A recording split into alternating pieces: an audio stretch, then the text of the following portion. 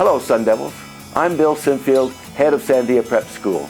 And on behalf of the Sandia Prep Board of Trustees and all of our tennis players, past and present, I'm excited to share with you an update on the renovation and the expansion of Sundevil tennis courts.